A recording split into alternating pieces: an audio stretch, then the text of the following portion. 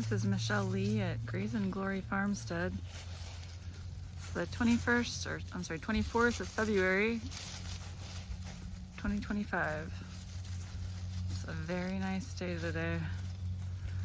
Our weather's been all over the place.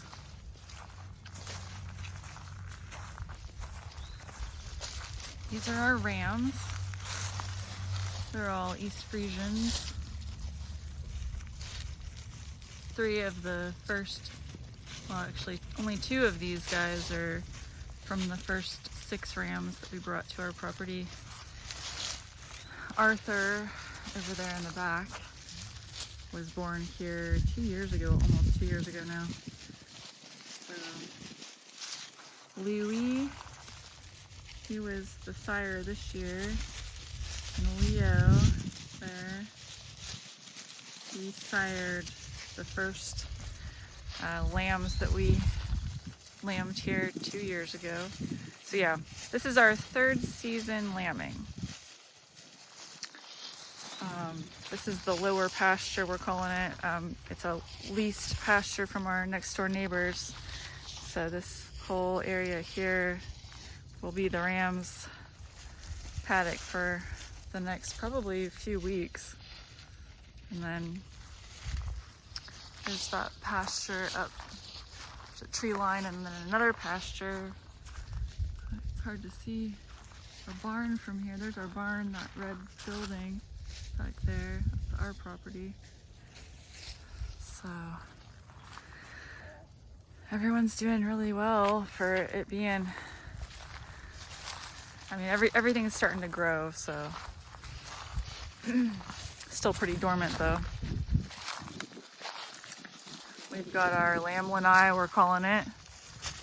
These cages on wheels. We have all of our minerals. So we have free choice minerals from Free Choice Enterprises. That's a very important part of our grazing system here. They can choose each of the different minerals based on what their needs are. So if they're in an area of the pasture where they're not getting enough selenium, for instance, which is a big one that they do need quite often, they can pick out just that mineral.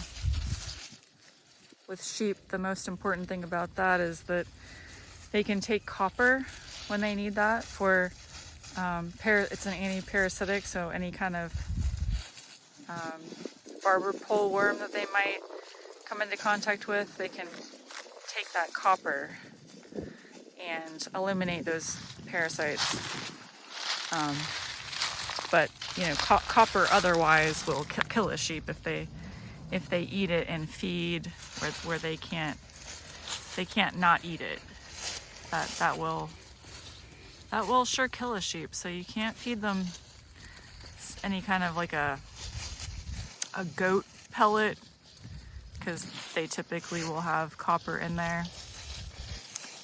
We don't feed any kind of pellet or anything, so don't have to worry about that. But we also don't have goats.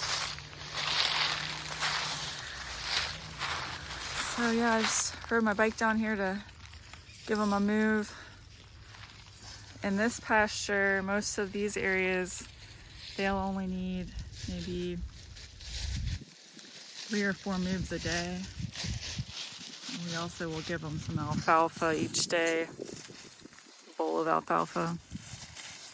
And then of course they've got like their bags of hay that we hang on the cage on the lanais. And got their water buckets attached to the lanai.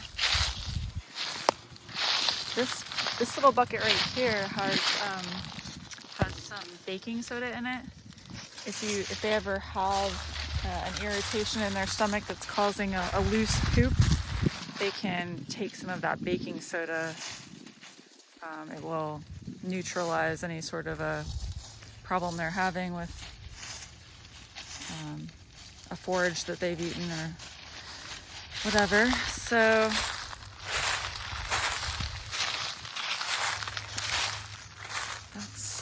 that's that.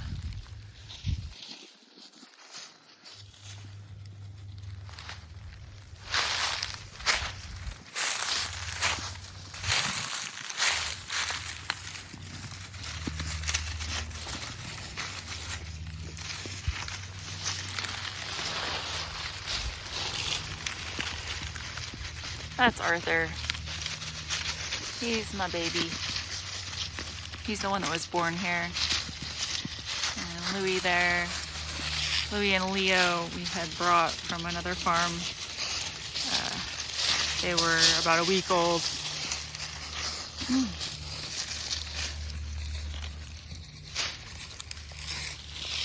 So there are OGs. We've had them for, I guess it'd be 3 years in February. Yeah, it's already been 3 years now. We brought them home, I think it was the 20th of February, 2022.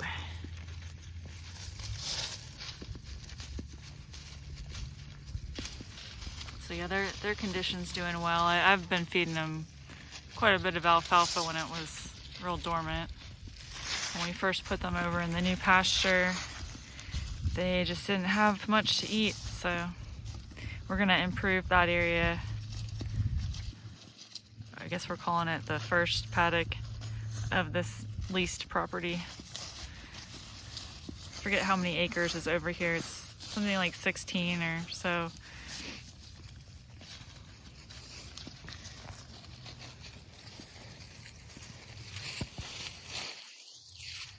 I'm gonna go ahead and do a video each day to get familiar with all of our different animals, especially the sheep.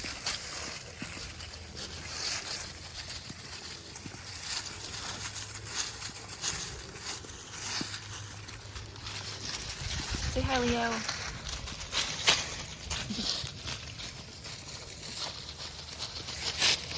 Arthur.